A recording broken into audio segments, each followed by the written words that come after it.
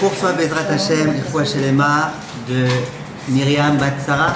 Marie Myriam Bat Simcha. Marie Myriam Bat Simcha Bezrat Hashem, Elna Refanala, ainsi que Naomi Esther Bat Ilana Chana Bezrat Hashem, Elna Refanala, la réussite de Eran Shlomo Ben Rena Bracha, de tout le clan d'Israël, des Chatoufim, des soldats, de tout le peuple d'Israël, Bezrat Hashem.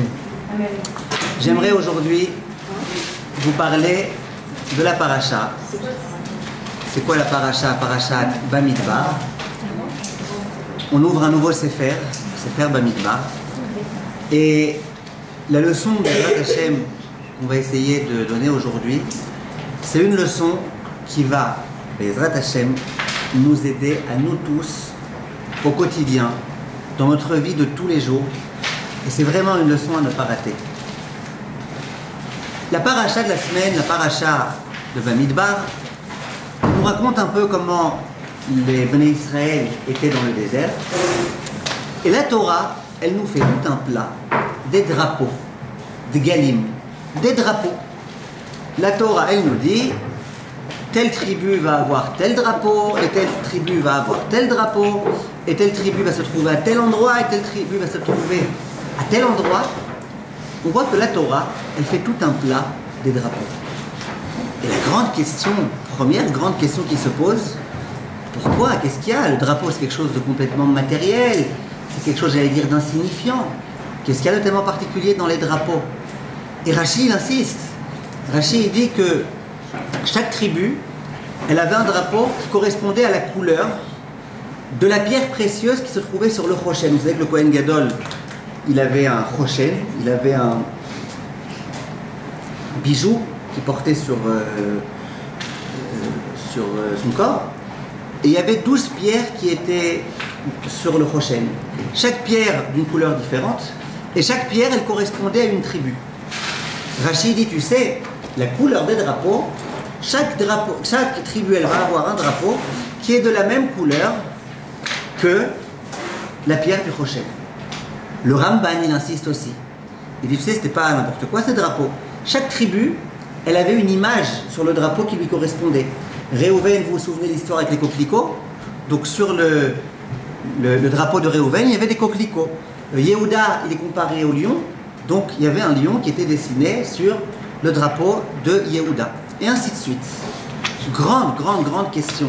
Et vous allez voir que c'est une question qui ne concerne pas que les gens de l'époque du désert, mais ça nous concerne ô combien à nous au jour d'aujourd'hui. C'est quoi ces drapeaux? Pourquoi la Torah elle fait un plat de quelque chose d'a priori tellement insignifiant? Deuxième question. Première question, pourquoi on fait un plat des drapeaux? Deuxième question. Le Midrash Rabbah, il nous raconte un petit peu d'où ça vient cette histoire de drapeau. Peut-être ça va un petit peu nous éclaircir, peut-être pas, on va voir. Le Midrash Rabbah, dans un paracha de la semaine, il dit la chose suivante. Au moment où Akadosh Baruch Hu allait s'apprêter à nous donner la Torah sur le Har Sinaï, c'est très bientôt Shavuot. À ce moment-là, il y a 22 000 anges qui sont descendus avec Akadosh Baruch Hu. Et ces anges-là, ils étaient avec des drapeaux. Comme ça, le Midrash nous dit. Le Ham Israël, lorsqu'il a vu les drapeaux des anges, il a eu envie. Il a commencé à jalouser. Il a jalousé les anges. Et il a dit à Kadosh Baruch Hu, mais nous aussi on veut des drapeaux. Et là, Kadosh Baruch Hu, il va leur dire, ne vous inquiétez pas, j'accepte votre demande, et vous aurez vous aussi des drapeaux. Quand est-ce que les Bnei Israël auront des drapeaux? Dans le désert, paracha de la semaine. Question qui se pose, qu'est-ce qu'ils ont à faire les anges avec des drapeaux? Pourquoi les Juifs, quand ils voient des anges avec des drapeaux, ils ont tellement envie? En plus de ça, au moment du Matan Torah, il y avait tellement de décors, il y avait tellement de choses, il y avait des éclairs, il y avait... Eux, à quoi ils font allusion, les Juifs? Les Bnei Israël, ils font attention aux anges qui sont avec leur drapeau. Mais c'est quoi cette histoire de drapeau? Les bonnes en Shalom, c'est quoi cette histoire de drapeau?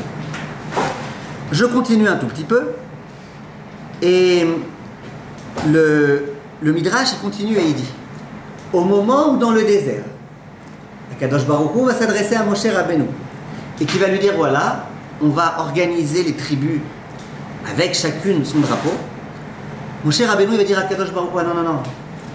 Tu commences à me dire maintenant qu'il faut faire les drapeaux, ils vont commencer à se battre. Je vais dire, ah non, tu prends ce drapeau, l'autre, ah non, pourquoi lui, pourquoi pas moi, et pourquoi moi je prendrais ce drapeau et pas lui, et pourquoi lui il doit être au nord et moi au sud, l'autre à l'est, l'autre à l'ouest. Non, Hachem, s'il te plaît, fais pas ça.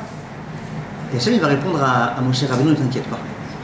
T'inquiète pas, les Bnei Israël, ils sont habitués à cette notion qui s'appelle la notion des drapeaux, à la notion que chacun soit organisé dans un endroit très précis. D'où il le tire? De Yaakov Avinu. Au moment où Yaakov Avinu est mort, et qu'il a demandé qu'on amène ses sépultures, ses ossements jusqu'en Israël, à ce moment-là, il est écrit, Rachid il dit sur place, qu'il a organisé bien chaque tribu où est-ce qu'elle se trouverait. Tout était organisé, tout était ordonné. Et donc, Akadosh Baruch Hu, il dit, t'inquiète pas, ils savent, les Bnei Israël, que chacun peut avoir son rôle, que chacun peut avoir sa place, que chacun peut avoir son lieu géographique, ne t'inquiète pas, ils ne se battront pas. Ce qu'on va essayer de comprendre, c'est toutes les questions qu'on a posées. On va aussi essayer de comprendre c'était quoi l'objet de l'inquiétude de Moshe Rabbeinu. Qu'est-ce qui se passe ici? Alors, est-ce que l'une d'entre vous a une réponse à me donner?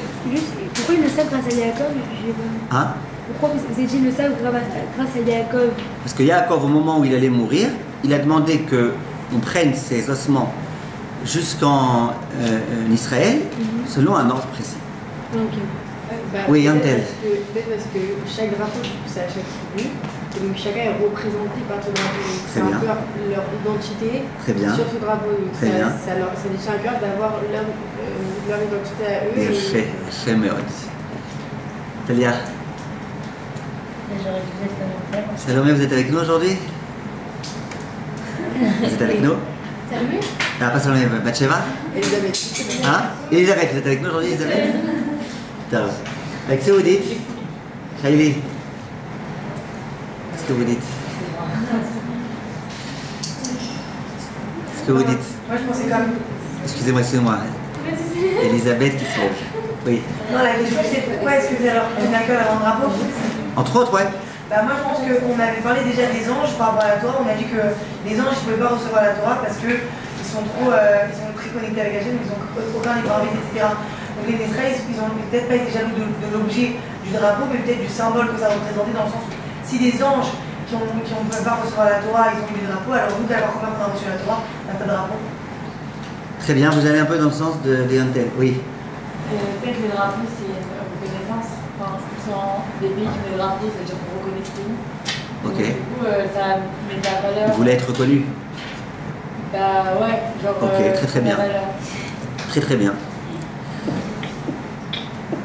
Alors regardez.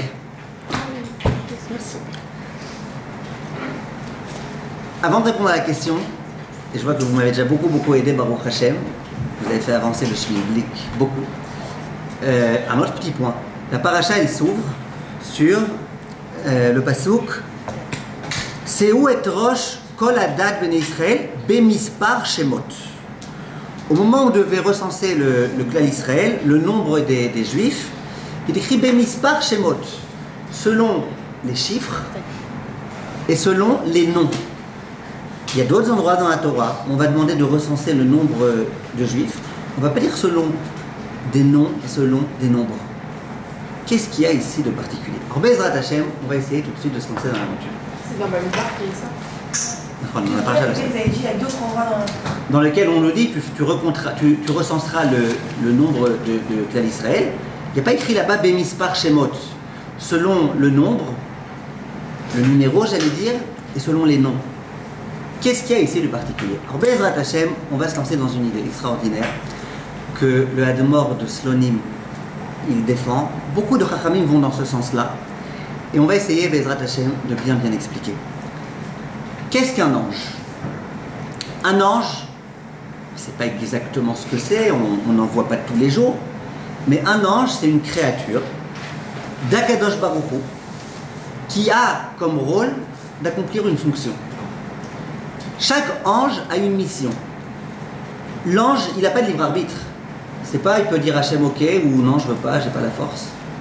L'ange, d'une certaine façon, il est un peu supérieur à nous dans ce sens où il refuse jamais ce qu'Akadosh Baruch Hu lui demande. Quelque part, il est inférieur à nous parce qu'il n'a pas de libre arbitre, donc c'est trop facile. Et l'ange, il a une mission. Il y a un ange qui est responsable de guérir les gens, Raphaël. Il y a même des anges qui sont responsables de faire pousser les herbes. Vous avez entendu ce midrash qui dit que devant chaque brin d'herbe, il y a un ange qui lui dit Gdal, Gdal, pousse, pousse. Il y a plein d'anges.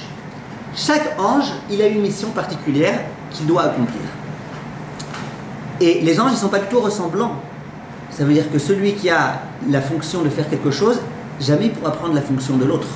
Celui qui est là pour guérir, il ne pourra pas prendre la fonction de celui qui est là pour annoncer des bonnes nouvelles, et vice-versa. Chaque ange, il a sa fonction. Maintenant, qu'est-ce qu'un drapeau? Un drapeau, comme l'a très bien dit Entel, un drapeau, c'est une expression d'identité.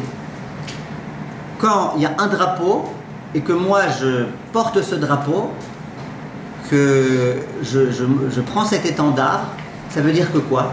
Que moi je considère que je fais partie de cette catégorie de personnes, de ce groupe de personnes. Un drapeau en quelque sorte c'est une identité. Maintenant il y a des drapeaux, il y a aussi des petits drapeaux.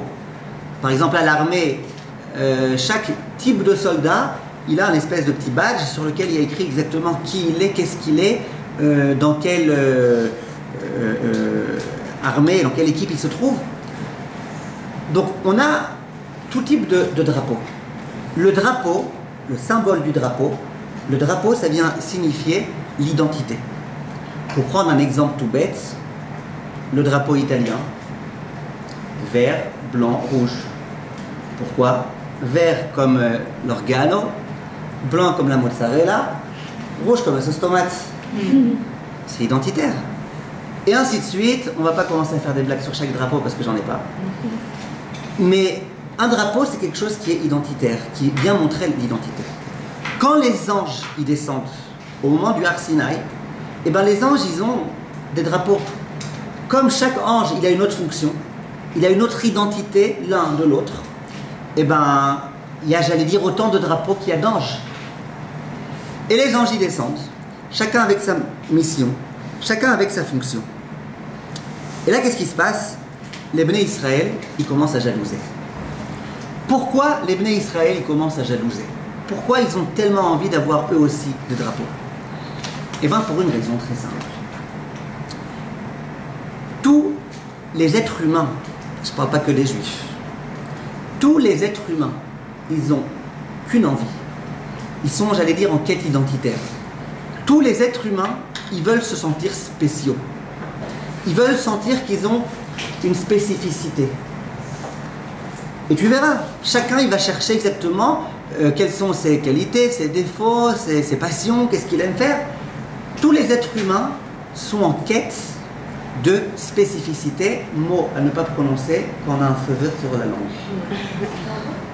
Quand on a un cheveu sur la langue. Parce qu'un jour, spécificité.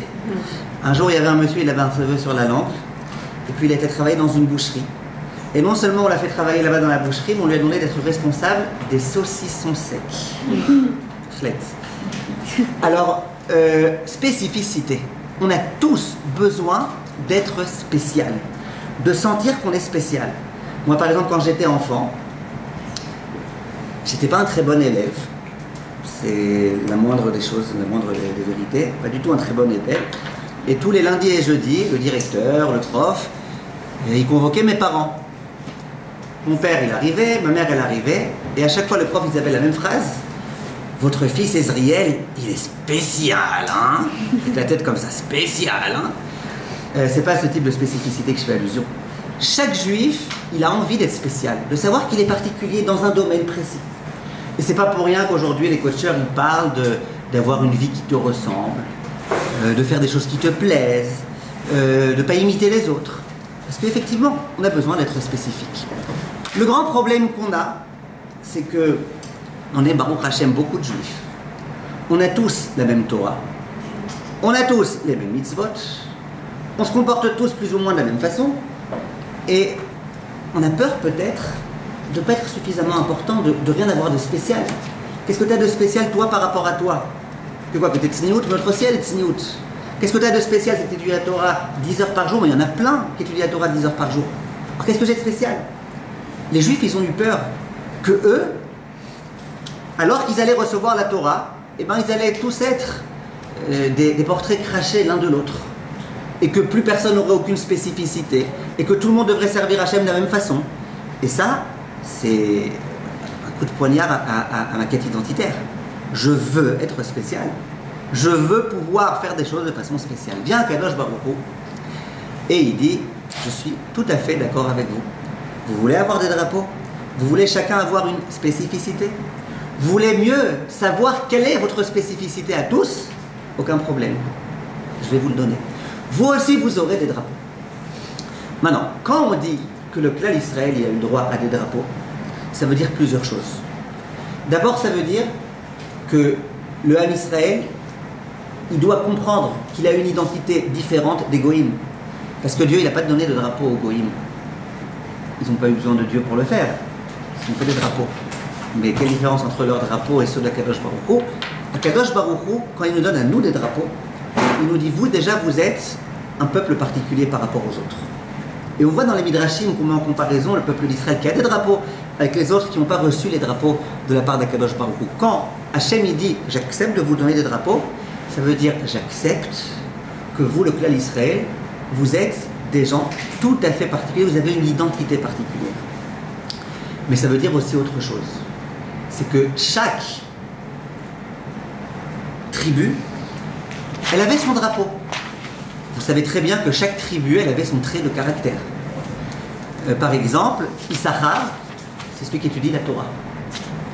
Lévi, c'est celui qui enseigne la Torah. Et chaque tribu, elle avait un rôle à jouer, un rôle très particulier. Quand on dit chaque tribu, elle a un drapeau, ça veut dire chaque tribu, elle a une identité, ça veut dire que chaque tribu va avoir sa façon de servir à Kadosh Baruch Hu. Et bien évidemment, de là, on va comprendre qu'au-delà de chaque tribu qui avait une façon de servir à Kadosh Baruch Hu, chaque individu, il a sa façon de servir à Kadosh Baruch Hu. C'est ce que je vais essayer maintenant, tout de suite, d'expliquer. Juste une chose. Moshe Rabbeinu, il vient voir à Kadosh Baruch Hu, qu'est-ce qu'on a dit dans le Midrash? Il était inquiet. Il était inquiet de quoi, Merav? Il a dit, ils vont commencer à se battre. Pour les Israël. Pourquoi ils vont commencer à se battre? Parce que si tu commences à dire, toi ça va être ça ta mission sur terre, et toi ça va être ça, et bien ils vont commencer à être jaloux. Tu vas dire à l'un, toi ton rôle c'est de faire beaucoup d'argent. Toi ton rôle c'est de faire beaucoup de Torah. Ils vont commencer à se battre. L'autre va dire pourquoi? Je préfère être moi dans la Torah, lui qui soit dans l'argent. Et vice versa, d'autres qui vont dire qu'il soit lui dans la Torah et moi dans l'argent. Quand on commence à donner des rôles à chacun, automatiquement il risque d'y avoir des disputes. Je veux être moi le chef. Et pourquoi toi? Et pourquoi moi je devrais servir Hachem de cette façon? Moi je préférerais la servir comme toi. Vous êtes d'accord avec moi? Sur ça, Kadosh Baruch Hu, il dit, déjà depuis l'époque de Yaakov, qu'est-ce qui s'est passé? Chacun avait sa place. Ça veut dire que les Juifs, ils ont compris que le fait que l'autre ait un autre rôle que moi, ça n'empêche en rien que moi j'ai mon propre rôle. T'as raison, il y a des rôles qui sont sympas, il y a des rôles qui sont moins sympas, il y a des rôles qui sont drôles, il y en a qui ne le sont pas. Chaque rôle, eh ben, il a. Mais les Juifs, ils ont compris une chose, c'est qu'il n'y a aucune raison de se disputer. Puisque quoi? Nous sommes tous là pour servir le même Akadosh Baruch Hu. Et là, j'aimerais vous donner un mashal. Le Chafetz Chaim, il aimait beaucoup donner. Le Chafetz Chaim, il disait, il y a des gens qui se battent parce qu'ils veulent dire, voilà, nous, les Litaïm, c'est nous qui avons raison. Vous, les Chassidim, vous avez tort, vous ne savez pas servir Dieu. Et les Chassidim vont dire, non, c'est nous qui savons servir Dieu, et pas vous. Il dit, le Chafetz Chaim, eh bien, c'est faux. Nous sommes tous des soldats dans l'armée d'Akadosh Baruch Hu. Tous, nous tous, vous toutes. Nous sommes tous des soldats. Mais dans une armée, on sait très bien qu'il y a tout type de soldats. Il y a les soldats qui sont nécessaires pour s'occuper de l'armée terrestre. Il y a des armées aériennes, ceux qui sont dans les avions, et ceux qui sont dans les hélicoptères. Il y a l'armée maritime, celle qui est dans les bateaux. Et il n'y a pas que ça, il y a aussi les services secrets. Pour qu'une armée elle puisse fonctionner, on a besoin d'une multitude de fonctions. L'autre jour, j'ai rencontré un élève, il était habillé comme ça, tout en vert, comme ça, en soldat. Alors, je lui ai dit, qu'est-ce que tu fais? Il m'a dit, je suis en Milouim. D'accord, je suis à l'armée en ce moment. J'ai dit, où ton arme? Il dit, non, moi je suis le cuisinier de l'armée. Cuisinier, il n'a pas d'armes. Cuisinier. Et on a besoin de lui. Comment ils vont manger les soldats s'il n'y a pas de cuisinier? On a besoin de lui. On a besoin de tout. On a besoin des services secrets. Les services secrets non plus, tu ne les vois pas avec des armes. Mais on a besoin d'eux. Pourquoi on a besoin d'eux? Parce que sans eux, les avions, ils ne savent pas quoi faire, ils ne savent pas où tirer, ils ne savent pas où est-ce qu'il y a des... Ils ne savent rien du tout. Donc si on veut réussir à pouvoir bien fonctionner, on a besoin de tout le monde. N'est-ce pas? On a besoin de tout le monde. Maintenant, j'ai une question. Est-ce que celui qui est à pied, en train d'essayer de tuer des terroristes, il doit être jaloux du soldat qui est dans l'avion? Pourquoi tu veux qu'il soit jaloux? Il va le maudire, allez, j'espère que tu vas rater ton coup. Tu vas tirer à côté, ça va me tomber dessus, je vais mourir. Évidemment que non. Évidemment que non. Le soldat qui est à pied, il a tout à gagner. Parce que le soldat qui est dans l'avion, tout fonctionne bien avec lui. Et le soldat qui est dans l'avion, il a tout intérêt à ce que celui qui est dans le bateau, il sache faire ce qu'il a à faire. Et quand ils sont tous en train de se battre, ils ont tout intérêt à ce que ceux qui se trouvent dans les services secrets, ils puissent fonctionner. L'autre jour, je me rappelle, il y a un enfant qui est venu voir ma femme. Il m'a dit, maman, je ne trouve pas mes chaussettes, elles sont où? La femme me dit, ben, c'est très simple, tu vas tout droit, tu tournes à droite, tu rentres dans la chambre de Hana Bracha. Tu vois, il y a 2 armoires, le 4e tiroir à droite, tu tires, là-bas tu as des chaussettes. Je regarde ma femme. Moi, tu me dis, tu vas dans la chambre de Hana Bracha, je te demande où cette chambre? C'est qui Hana Bracha? Je sais pas, et elle, d'un coup. Alors je lui dis, vraiment, je suis ébahi. Elle me dit, ah, c'est comme ça les femmes. Les femmes, les mamans, elles savent tout, où est-ce que ça se trouve, tout. Je lui dis, chérie, tu peux me dire où est-ce qu'il est, Sinvar? Sinwar. C'est parce que c'est noir? Non. C'est l'homme le plus recherché au monde. Ah. C'est le chef de Hamas. Si tu sais où? Si tu sais. Hein? Il est inculte. Il est quoi? Non, c'est pas grave. Tant que vous vous y connaissez en Torah et que vous savez c'est qui est Mbappé, ça va. Alors regardez, ce que j'aimerais vous dire, c'est que les services secrets sont importants. Savoir où est-ce qu'ils se cachent, ce Sinwar, savoir peut-être où est-ce qu'ils sont les Khatoufim, les Juifs qui ont été pris en otage. On a besoin de tout le monde. Vient le Chafetz Chaim et il dit, nous sommes tous des soldats dans l'armée de Akadosh Baruch Hu. Il y a les Litaïm, eux ils mettent un accent particulier sur l'étude de la Teiré. Et donc eux, toute la journée, avec leur standard, en train d'étudier la Teiré. Et on a besoin d'eux pour leur Teiré. Et t'as les Chassidim, eux ils mettent un accent particulier sur quoi? La joie. Sur la joie, sur le fait de chanter, de danser. Et bien on a besoin d'eux aussi. S'il n'y avait que ceux qui étudiaient la Torah et pas ceux qui mettaient la joie, on serait embêtés. Et si jamais il n'y avait pas ceux qui donnent l'importance à telle et telle chose, chaque type de juif, j'allais dire, il a son type de service divin. Oui. Mais en vrai, c'est mieux de l'avoir tout. C'est quoi tout? La sur la Torah, sur la Simcha. On peut pas.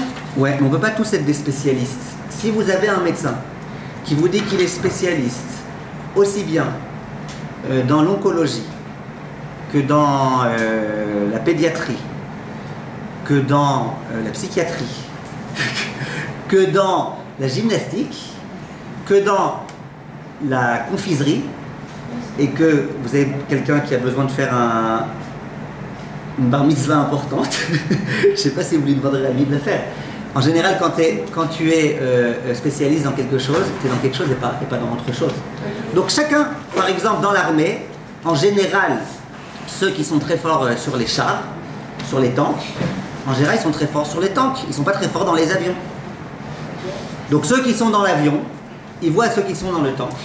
Ils lui disent on prie très fort pour toi que tu réussisses, et thank you. On a tous trouvé le domaine dans la Torah dans lequel on peut le plus s'impliquer.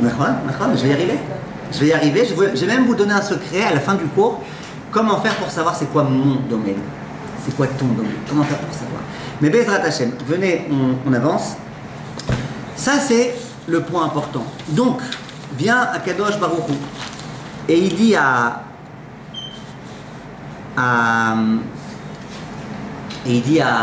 Moshe Rabbeinu, viens à Kadosh Baruch Hu, il dit à Moshe Rabbeinu, t'inquiète pas, je crois qu'ils vont se battre, mais ils vont pas se battre.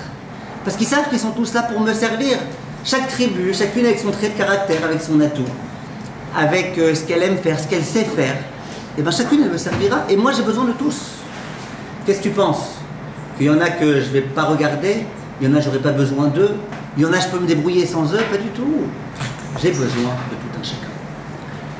La grande leçon que Yontel elle nous a donnée, et que le Hadmor de Slonim il nous a donné, et que la Torah elle nous donne, à travers cet enseignement des drapeaux, c'est que c'est tellement important que chacun soit conscient de ses qualités et de sa façon particulière de servir à Kadosh Baruch Hu.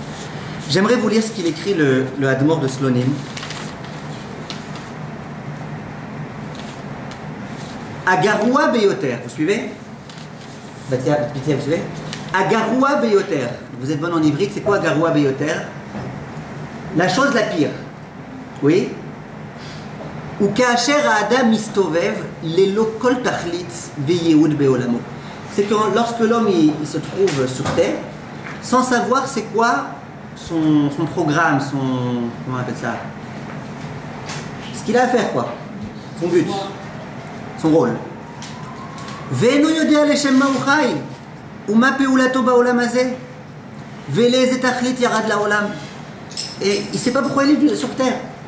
La chose la pire, et c'est là en général que les dépressions elles commencent, c'est quand la personne elle dit je ne sais pas à quoi je sais. Je ne sais pas pourquoi je suis là sur terre. Pour étudier la Torah, il y a tellement de gens qui étudient la Torah. Pour avoir une famille, non, pour l'instant j'ai pas réussi à avoir une famille.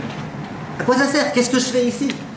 Le pire, le Rav dit le pire, la sensation la plus terrible que je souhaite Bezrat Hashem à personne du clan d'Israël, que à nos ennemis. Le pire, c'est quand tu te dis à quoi je sers? Qu'est-ce que je fais? Pourquoi je suis là? Qu'est-ce que j'ai à apporter au monde? Je vous dis, des tas de gens, même des goïms, qui n'ont pas le moussard, qui n'ont jamais étudié le rab de Slonim, ni aucun autre rab. Ils cherchent, il y a beaucoup de gens, tu les entends, ils disent je suis arrivé à un stade dans ma vie dans lequel je trouvais que je perdais mon temps, je faisais plus rien. Et là je me suis posé des questions.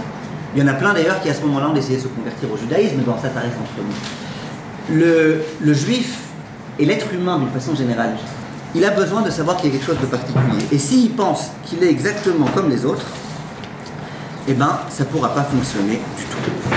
Et ça dont il l'a appris de Yaakov, au moment où Yaakov est décédé, juste avant de décéder, qu'est-ce qu'il a dit à chacune des tribus? Il a mis le doigt sur chaque tribu. Et il a dit, toi, ta particularité, c'est que.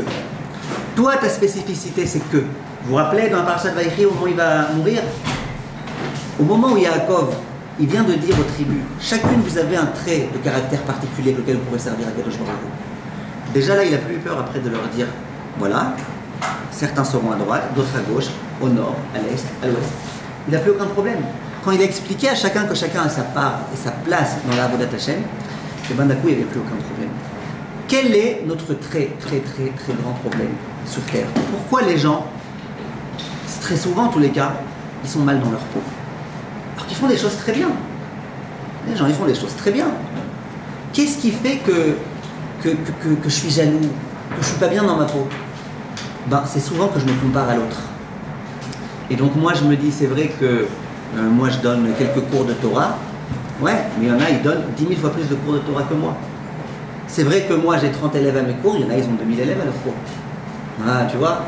Et je vais commencer à jalouser. Et dans tous les domaines de la vie, là j'ai pris un domaine qui peut concerner un enseignant, mais je peux vous donner tous les domaines de la vie. Qu'est-ce qui fait qu'on sent qu'on n'a pas tellement de rôle? C'est qu'on voit l'autre qui a un rôle qui a priori est bien meilleur que le mien. Il fait des choses qui ont l'air beaucoup plus chouettes que moi. Moi je fais un peu de chesed avec ma femme, avec mes enfants. Il y en a, ils ont édifié Yatsar. Ils font des grandes choses. Non, bah alors moi j'ai l'impression que je fais rien. Je fais rien parce que moi je suis dans mon petit chesed avec ma femme, mes enfants, machin. Et il y en a qui font du chesed à des échelles tellement grandes. Donc moi j'ai l'impression que je perds mon temps. Si tu comprends que chacun a son rôle et que chacun reçoit les instruments qu'il lui faut pour mener à bien son rôle, aucune raison d'être jaloux. Aucune raison. Toi, Hachem, il a décidé que tu sois Rosh Yeshiva d'une Yeshiva de 8 Bachurim. Très bien. Sois fier, sois heureux, tu joues bien ton rôle. L'autre Hachem, il a décidé qu'il soit Rosh Yeshiva d'une Yeshiva de 8000 Bachurim. Très bien. Sois heureux, joue bien ton rôle. Et ainsi de suite.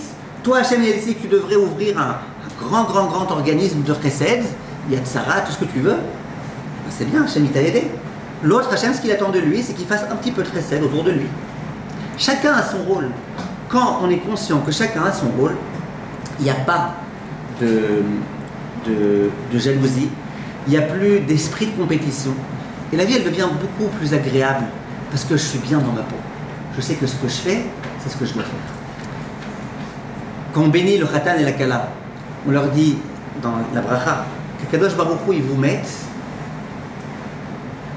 comme Adam et Chava, comme Adam et Ève, Began Aiden Mikedem, au Gan Eden. Adam et Chava, ils étaient au Gan Eden. Et nous, quand on vient bénir une Kala, un Khatan, on dit soyez comme Adam et Chava. Alors, qu'est-ce qu'il y avait de tellement particulier avec Adam et Chava? À part, bien évidemment, que comme Chava était créé à l'image de Dieu, Adam, il a bénéficié de ne pas avoir de belle-mère. Il était au paradis. Il a eu une longue vie. Mais à part ça, qu'est-ce qu'il y avait de particulier dans le Gan Eden? Myriam, qu'est-ce qu'il y avait de particulier dans le Gan Eden? Et puis, parce qu'on parle aux autres, déjà. Hein? Et parce qu'on parle aux autres, parce qu'il y a Il a fait. Aujourd'hui, le cours, c'est Yamtel qui nous l'a fait. Hein? Qu'est-ce qu'il y avait de particulier? C'est que le grand problème des gens, Adam, il pouvait être très heureux. Il avait qu'une femme. Et elle était très belle. Et elle lui plaisait beaucoup. Elle était faite pour lui. Il était hyper heureux. Qu'est-ce qui fait que les gens, parfois, ils ne sont pas heureux? C'est qu'ils comparent. Ils commencent à regarder la femme de l'autre. Ils commencent à dire, ma femme, elle est bien, mais ouais, tu sais, dans les Shidduchim, j'avais 300 autres possibilités. Peut-être que l'une des 300 autres, elle aurait été peut-être un petit peu mieux. Quand tu te trouves dans ce monde-là, eh ben, tu es très embêté. Tu n'es pas heureux. Sans arrêt, tu te reposes des questions. Et les gens, après, ils arrivent voir le bas, voilà, elle ne me convient pas, je savais depuis le départ que ce n'était pas elle, et puis machin, et le truc, et ça va. Souvent, c'est comme ça que ça marche. Pourquoi? Parce que tu as l'impression que tu as le choix. Tu n'as pas compris que celle qu'Akadosh Baruch Hu t'a donné, ou le mari qu'Akadosh Baruch Hu t'a donné, c'est lui. Tu n'as pas compris. Donc, tu te poses ces questions. Quand tu te trouves dans un endroit dans lequel il ne reste plus qu'elle, qui ça? Chava. Eh ben, tu es heureux. D'ailleurs, on pose une question, on dit un jour Adam et Ève, ils sont montés sur une montagne, et l'un des deux, il est parti. Qui est-ce qui est resté? Ève. Ève reste. C'était une petite blague facile. Non, sur mes feuilles, il y a écrit, ça a marqué Everest, alors ça m'a... Ok, alors, ouais, pour ça qu'ils n'ont pas compris, parce qu'on m'avait dit que vous savez pas c'est qui Sinva, l'Everest c'est une montagne. Ok. Alors, je voulais juste vous préciser, les Pyrénées aussi, hein. Les Pyrénées. Pyrénées? Pyrénées. Culte, on se comprend. Alors, ce que je veux vous dire, c'est la chose suivante. Quand tu as le choix entre l'un et l'autre, c'est là que les problèmes ils commencent. Je ne sais pas si je vous l'ai raconté, je suis obligé de vous raconter celle-là. C'était en Algérie. Il n'y a pas d'Algérienne ici? Il n'y a que des Belges? Top. Alors, en Algérie, à l'époque où c'était pas encore du tout à la mode tous les systèmes sophistiqués, électriques, électroniques et tout, il y a un monsieur, il se trouve devant un hôtel. C'est un hôtel qui vient de mettre en place un nouveau système, ça n'existait pas à l'époque, les portes tournantes. Vous savez, les tourniquets. Vous connaissez ces portes-là? C'est-à-dire qu'en fait, tu veux rentrer, tu rentres. Et puis après, quand tu veux sortir, tu sors. Maintenant, le monsieur, il voit ce truc-là. Il se dit, c'est intéressant, un truc qui tourne tout seul et tout, c'est intéressant. Il voit une arabe rentrer par là-bas. Et 2 secondes après, il voit une blonde aux yeux bleus sortir. Il dit, papa, mais c'est magique. Je te promets, je l'ai vue, elle est rentrée, elle était arabe, foncée de peau et tout, elle sort, elle est blonde aux yeux bleus, mais c'est un truc de fou, ça. Bekitso, il dit à sa femme, écoute chérie, regarde, j'aimerais bien que tu passes toi aussi par ce tourniquet, s'il te plaît. Alors la femme, elle arrive avec son truc, là, son gros foulard et tout, machin. Il dit, j'en supplie chérie, vas-y, passe par là, quand tu ressors, c'est bon, je t'embrasse, je te fais. Sa femme, elle passe, donc elle rentre dedans. De l'autre côté, il y a une femme complètement différente, blonde aux yeux bleus qui sort. arrive lui dire oh ma chérie. Elle lui dit en anglais I don't not speak truc. Arrive lui dit papa, et t'es devenue blonde et en plus t'as appris l'anglais. D'accord?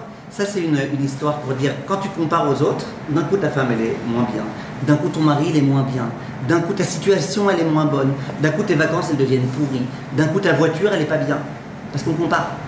Quand l'homme il comprend qu'il a son rôle à jouer avec les instruments qui sont les siens, que Kadosh Baruch Hu lui a donné pour bien jouer son rôle, là sa vie elle peut être bien meilleure. Il faut comprendre ce point-là. On nous dit qu'un jour il y a un Rav, très très belle histoire. Il y a un Rav qui s'appelait Rabbi Israël Salanter. Vous avez entendu parler.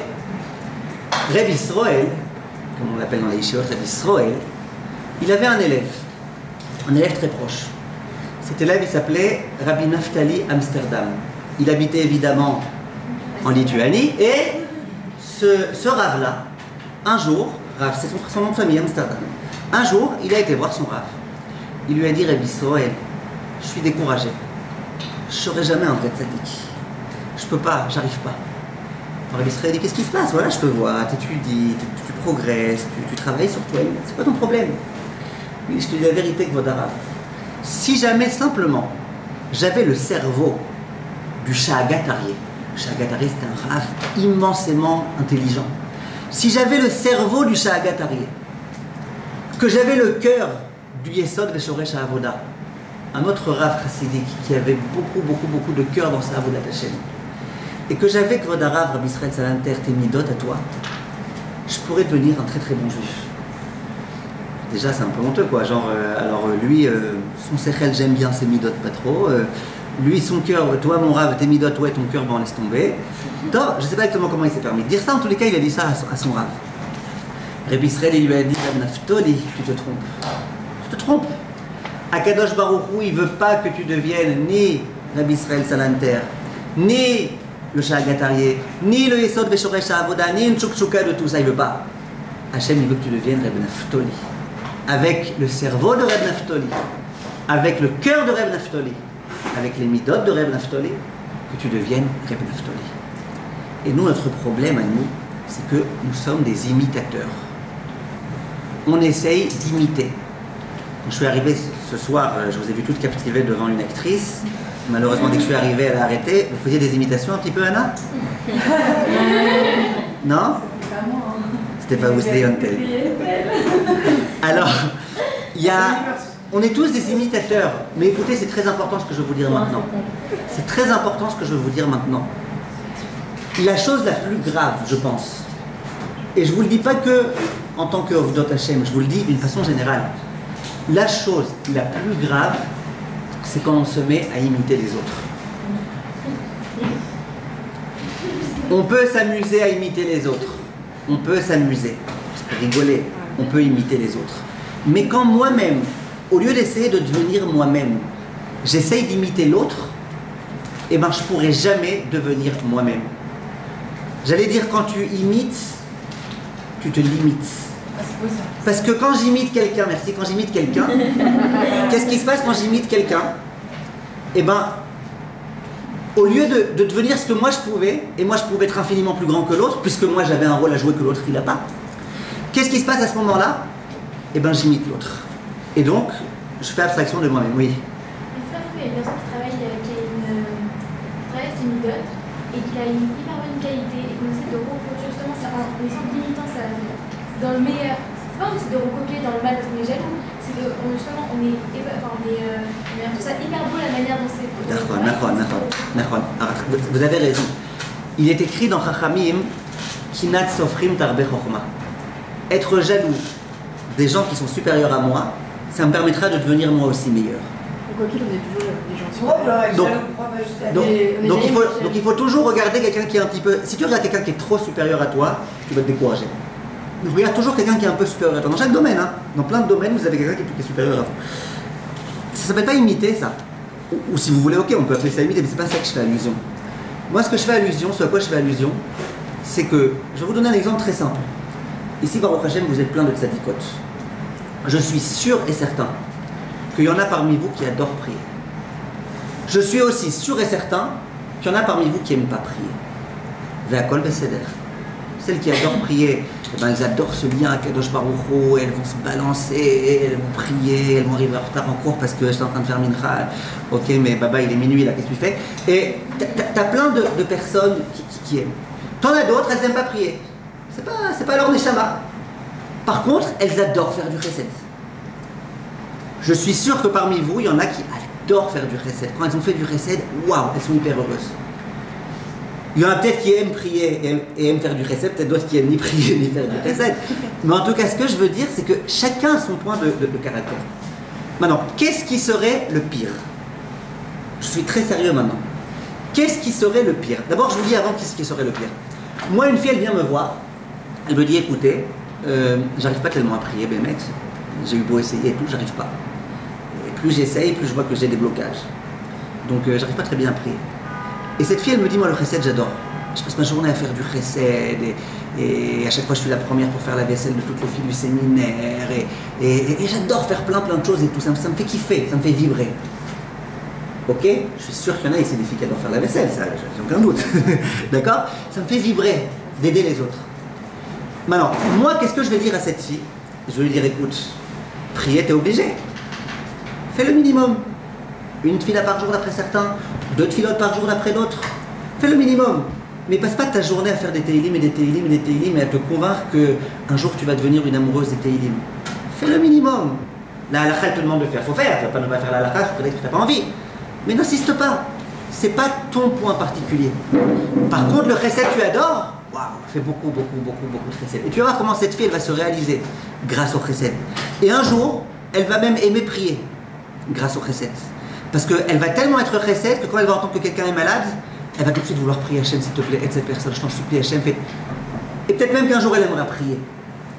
Qu'est-ce qui serait, et vice versa, celle qui n'aime pas tellement faire le chesed, on dirait, on est désolé, il faut que tu fasses un peu. Tu es obligé, tu ne vas pas être une égocentriste. Tu veux faire du chesed. Mais ne passe pas ta journée à faire ça. Quand tu aimes prier, alors investis-toi un peu plus dans la prière. Et tu verras qu'au fur et à mesure, tu verras comment par la prière, tu peux aussi aider les gens et tu commenceras à aider les gens. Ce que je veux dire, écoutez bien, c'est important. Le pire, vous savez, c'est quoi? Le pire, ça aurait été que la personne qui n'aime pas prier, elle se dit, ben moi, je vais faire que prier, coûte que coûte. Au bout d'un moment, elle va en avoir marre. Et elle va dire, mais c'est pourri cette religion-là, sans arrêt, on fait des choses qu'on est à contre-cœur. C'est embêtant, quoi, mais Dieu, il nous a mis sur terre pour souffrir. Mais non, il t'a pas mis sur terre pour souffrir. Il t'a juste dit de prier le minimum. Toi, tu dois faire autre chose. Et vice-versa. Chacun a un attrait particulier vers quelque chose. Même dans l'étude de Torah, c'est pareil. Il y en a, ils adorent la Gemara. Il y en a, ils n'aiment pas. Mais ils aiment d'autres choses. Qu'est-ce qu'il y a écrit? En Adam Lomed, la même comme chez les Boukhafetz. Tu dois étudier ce qui te plaît. On est tous différents et c'est normal. C'est normal qu'on soit différents. Je vais vous dire plus que ça. Quand je donne un cours de Torah, aujourd'hui par exemple, j'ai essayé de donner un cours de Torah. Il y avait un peu de coaching aussi, mais c'est pas de ma faute. Un cours de Torah. Je vais vous dire la vérité. Je suis sûr que vous toutes, vous avez chacune compris mon cours de Torah d'une façon différente. Si c'est un cours de halakha, j'espère que pas trop. Parce que s'il y en a une qui sort avec le fait que c'est une mitzvah de cuisiner Shabbat, dès lors que c'est pour ne pas faire de marloquette avec sa belle-mère, elle n'a rien compris à mon cours. Mais quand c'est un cours de Hashkafa, je suis sûr que chacune vous avez compris mon cours de façon différente. Je vais vous dire plus que ça. Je suis même sûr que vous toutes vous avez compris les choses d'une façon différente que moi. Pourtant c'est moi qui viens avec mes feuilles, avec mes enseignements. Et je peux même envisager que certaines d'entre vous, elles aient compris mon cours avec encore plus de pertinence et de profondeur que ce que moi j'ai dit. Comment c'est possible? Comment c'est possible? Parce que la Torah, c'est pas simplement, ben voilà, il a dit ceci, cela, et puis tu peux répéter ça par cœur. Par cœur, on peut répéter si on apprend par cœur. C'est pas ça. La Torah, tu la vis selon ton vécu, selon tes expériences, selon tes qualités, selon ton intelligence, selon ta sensibilité. Un cours de Torah, chez certaines personnes, le cours de Torah d'aujourd'hui va éveiller un certain nombre de sentiments, chez d'autres personnes, d'autres sentiments. Faisez des cédères. Kol beseder, tout va bien, il n'y a aucun problème. Maintenant, imaginez qu'un jour, il y a un rave, d'accord, on vous a fait venir un rave au séminaire, vous avez adoré. Mais Rav, par exemple, elle a adoré. Adoré. Alors, Merav, elle va voir la directrice, elle dit ce Rav-là, s'il vous plaît, faites-le venir tous les jours. Maintenant, il y a Elina qui dit, ah, mais moi, j'ai pas supporté, moi. Je me suis endormi tout le cours. Alors, voilà, vous voyez, le mot Chas Shalom, là, je ne l'ai pas tellement aimé, je vous explique tout de suite pourquoi. Pourquoi je n'ai pas tellement aimé le Chas Shalom. Je vous explique, non, je voulais que vous disiez tout sauf Chas Shalom, je vais vous expliquer pourquoi. Maintenant, qui a dit Chas Shalom, Elina? Hein? C'est vous qui avez dit Chas Shalom, d'accord. Alors, regardez. Maintenant, les directrices, elles vont essayer de faire plaisir à Merav, elles vont le faire venir tous les jours. Alors maintenant, Elina, elle va dire, bon écoute, il paraît qu'il est kiffant, ce Rav, voilà, Merav, elle m'a dit, il paraît qu'il est kiffant, allez, aujourd'hui, je ne vais pas m'endormir. Elle va, je sais pas moi, elle va faire comme ça, des trucs comme ça exprès pour ne pas s'endormir, elle va faire des calculs mathématiques pour ne pas s'endormir, elle va essayer de se concentrer, elle s'endort. Elle n'a pas aimé. Vous connaissez ces rabbinim-là? Ils font une dracha. À la fin, tu leur dis, il y a certaines parties de la dracha que j'ai beaucoup aimées. Ah, quelle partie? Ben, les blancs. Les blancs, ils étaient très bien, tu vois, c'était peut-être un peu plus. Maintenant, j'ai une question. Elina, elle a envie de dire Chas Shalom. S'il est tellement bien que ce Rav, que Merav, elle l'adore. Chas Shalom que moi je l'aime pas et que je m'endorme. Non, c'est pas Chas Shalom. Merav, elle a sa neshama. Elle a son vécu. Elle a ce à quoi elle s'attache. Elle s'attache à certaines choses. Et vous vous attachez à autre chose. Et c'est Besséder. On ne doit pas être des photocopies les uns des autres.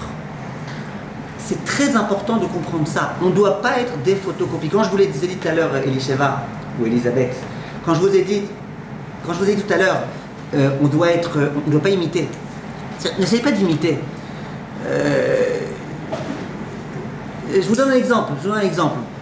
Je connais quelqu'un.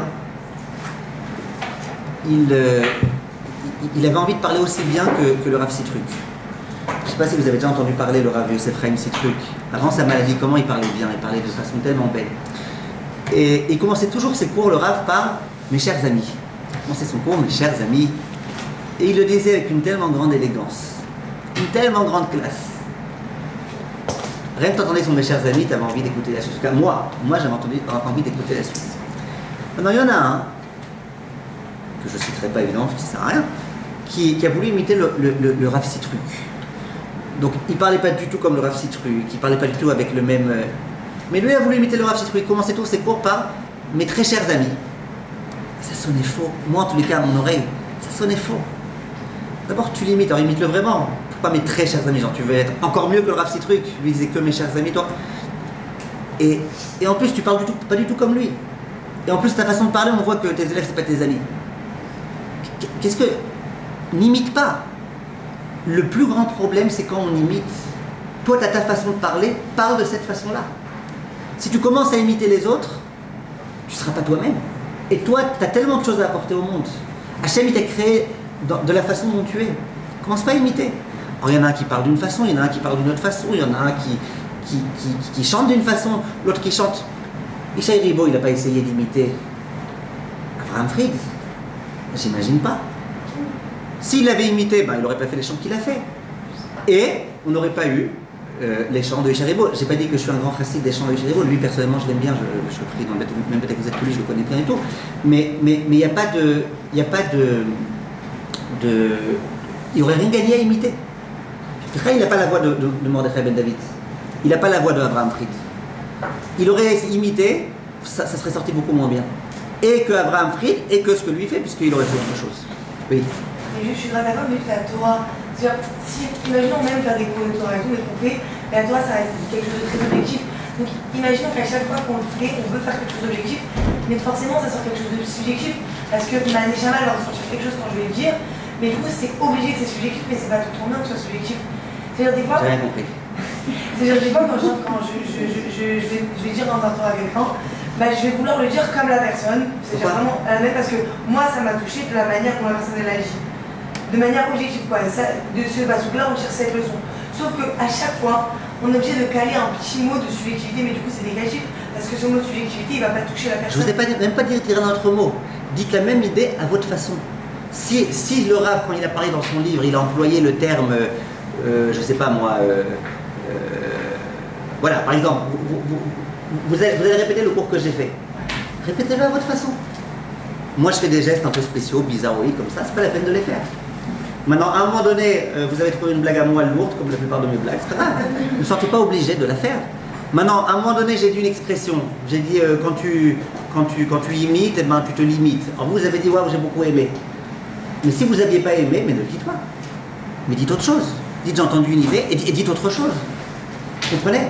Bon, si vous commencez à imiter ma façon de me tenir assis, ma façon de parler, ma façon, et vous dites, oui, lui, il réussit très bien dans les séminaires, alors moi aussi, je vais faire exactement comme lui.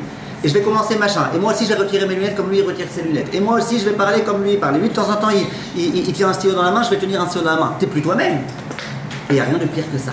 J'aimerais terminer, s'il vous plaît, en revenant à l'une des questions qu'on a posées. Au début de la paracha de Bamidbar, Akadosh Baruch Hu, il dit Bemispar Shemot. Akadosh Baruch Hu, il dit, on va recenser les Bnei Israël. Bemispar Shemot. Pas simplement 1, 2, 3, 4, 5, mais selon leur nom et selon leur numéro. Vient le Sforno, l'un des commentateurs de la Torah, et il dit, c'est quoi cette histoire-là? Pourtant, on voit très bien dans Parashat Pinchas, quand on va recenser les Bnei Israël, là-bas, il n'est pas écrit selon leur nom et selon leur numéro. Vient le Sforno, il dit, les Bnei Israël qui sont dans le désert, ils ont un degré bien plus grand que les Bnei Israël qui vont être recensés dans Parashat Pinchas. Je ne rentre pas maintenant dans le pourquoi et le comment. Il dit, c'est quoi le nom de quelqu'un? C'est quoi le numéro de quelqu'un quand on parle de numéro dans la Torah? C'est un signe d'importance. Le Sforno dit plus que ça. Il dit le nom, il relate exactement qui tu es. C'est pas pour rien que vous toutes, vous avez un nom différent. Le nom, il relate exactement qui tu es. En tous les cas, il est censé relater. Quand on nous parle des étoiles, il est écrit dans le Pasuk Moné mispar la kochavim, Kadosh Baruch Hu, il donne des numéros aux étoiles. Vous voyez? C'est quoi la suite? Les Kulam Shemot Ikra, très bien. Il donne à chaque étoile un nom. Chaque étoile, elle a un nom. Il y a des grands penseurs qui ont voulu dire qu'il y a des étoiles qui servent à rien. Elles ont été créées par erreur. Alors les Mefarshim, David Amelech, il dit pas du tout. Les Kulam Shemot Ikra. Chaque étoile, elle a un nom, parce que chaque étoile, elle a un rôle à jouer dans l'univers d'Akadosh Baruch Hu.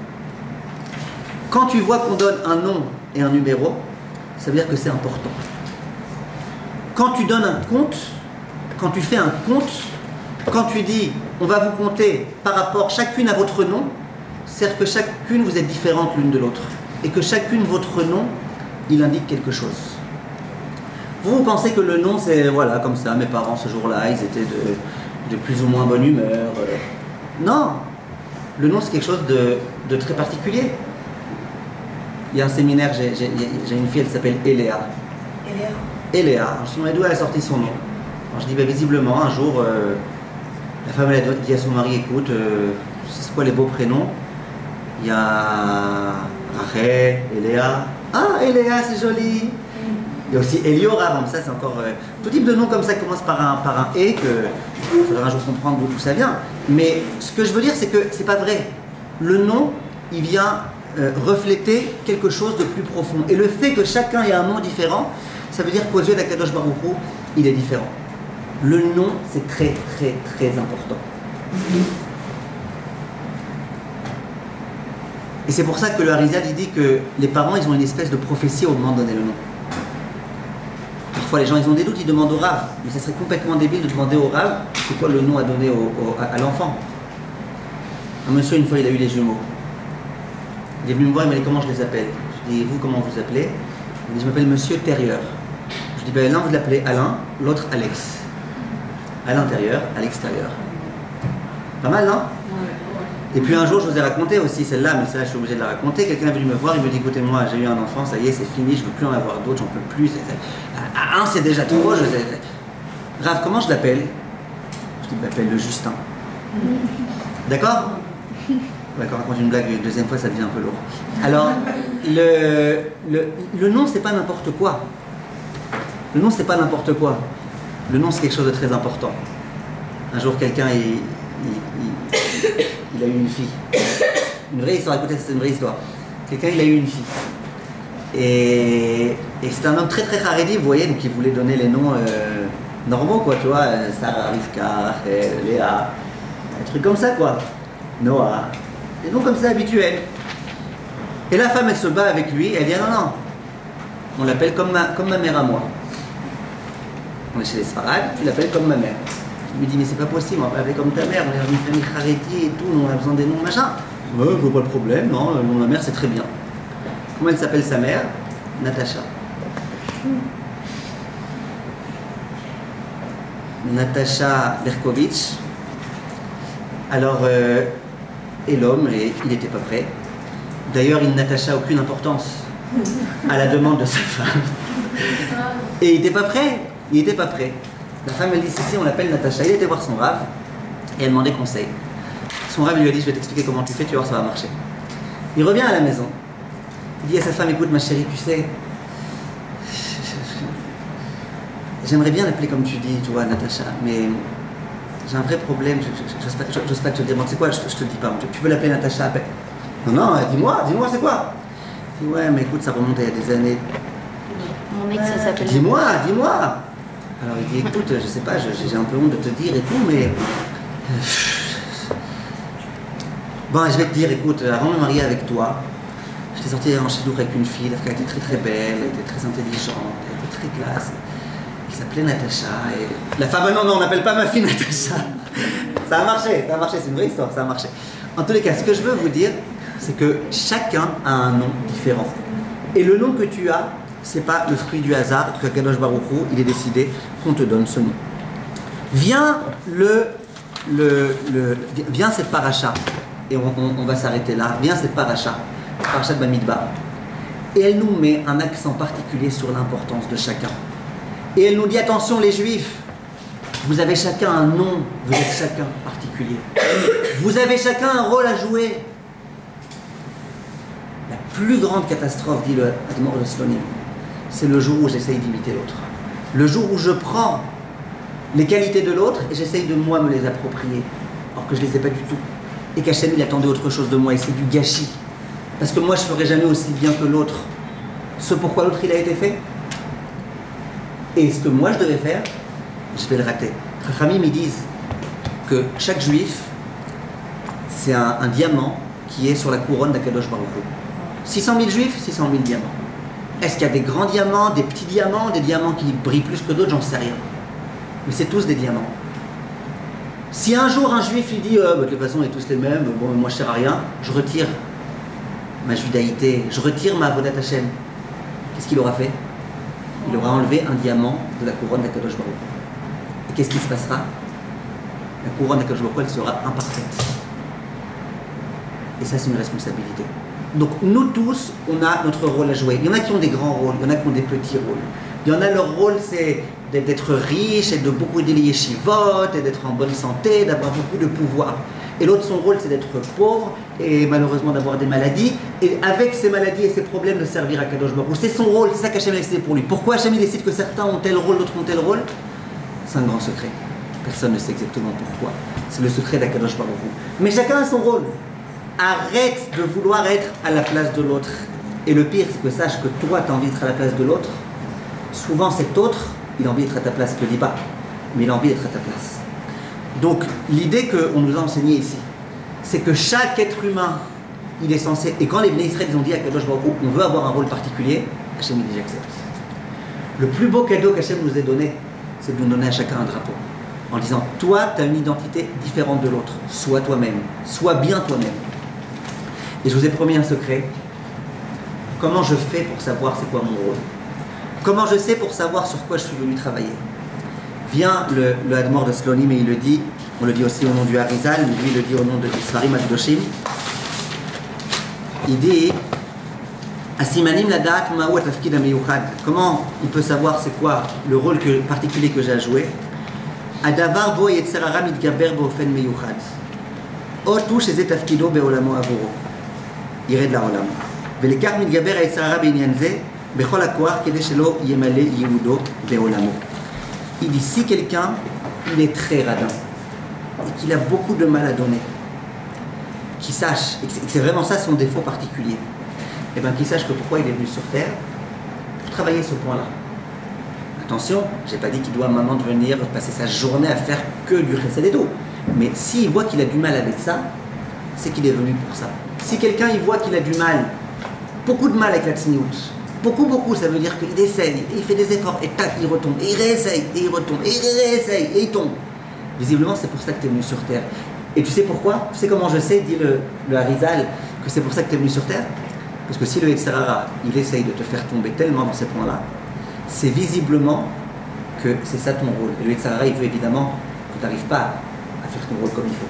Donc dans le point pour lequel tu es venu, il met son carton le Yetzer Hara. Quand tu vois qu'il y a un point sur lequel vraiment le Yetzer Hara ne te lâche pas, il essaye de...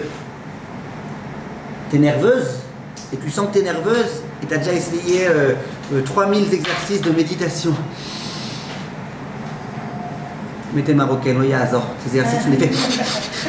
Et bien qu'est-ce qui se passe?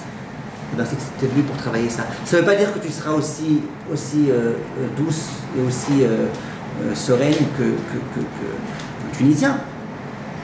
Mais ça veut quand même dire ce que ça veut dire. Je termine.